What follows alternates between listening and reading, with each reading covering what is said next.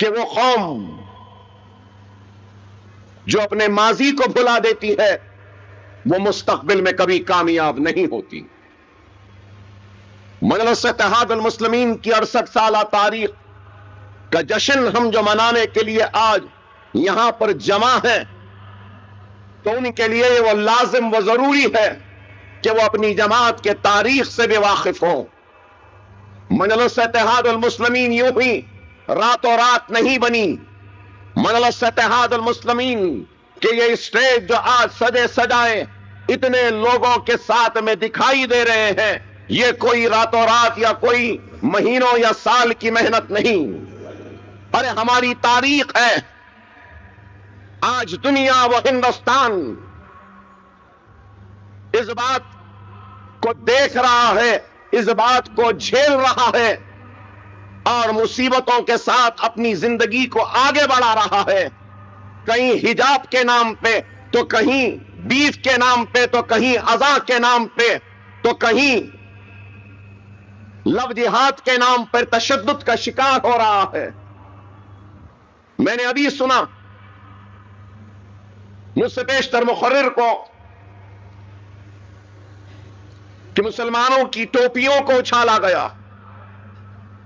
ارے آج جو ظلم و ستم ہندوستان میں مسلمانوں کے ساتھ ہو رہا ہے، ہم سرزمین دکن سے تعلق رکھنے والے مسلمانوں نے آج سے قریب 80 سال پہلے ان ساری مصیبتوں، ان ساری پریشانیوں کو جھیلا ہے۔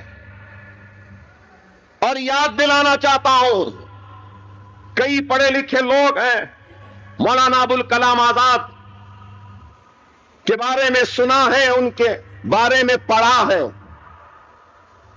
ارے یہ سرزمین دکن کہ مسلمانوں کے ساتھ اتنا ظلم ہوا تھا کہ مولانا ابوالکلام آزاد نے کہا تھا کہ سرزمین دکن کے مسلمانوں پہ جو ظلم ہوا ہے یہ ایک ایسا ناسور ہے جس کو میں اپنی ساتھ اپنے خبر میں لے جاؤں گا۔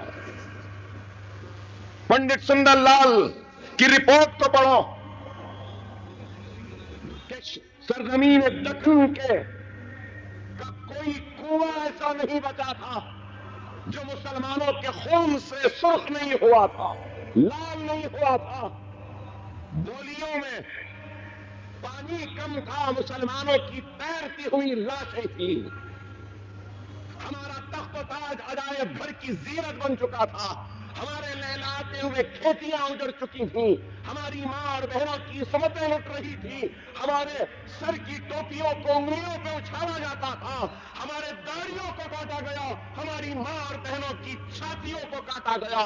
ایسے اس دور میں جہاں پہ 1.5 لاکھ کی تعداد میں مسلمانوں کا قتل عام ہوا تھا، 1.5 لاکھ، کوئی 5,000 10,000 25,000 نہیں، 1.5 لاکھ کی تعداد میں لٹنے والے غیور مسلمانوں نے سب کچھ لٹایا، اپنی عزت لٹائی، اپنی عصمت لٹائی، اپنا تخت لٹایا، اپنا تاج لٹایا، اپنے گھروں کو جلتا ہوا برداشت کیا۔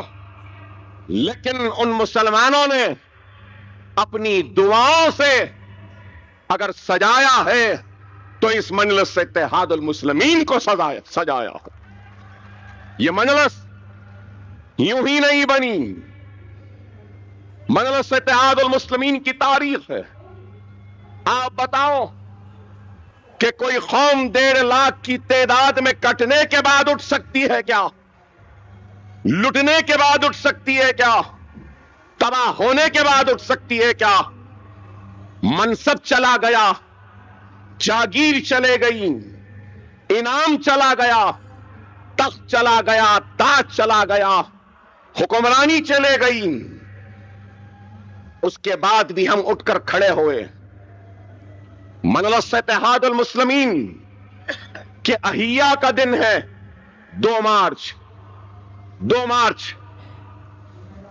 لیکن ہم آج احیاء مجلس کا جشن منا رہے ہیں آگے بڑھا کر۔ اس کی وجہ یہ ہے کہ 2 مارچ کو رمضان کا مہینہ ہوگا اور ہم اپنے اس جشن کے حصے میں آپ کی کامیابی کو بھی شامل کرنا چاہتے تھے. اس لیے ہم نے یہ تقریب، اس جشن، اس جلسے کا اہتمام کیا.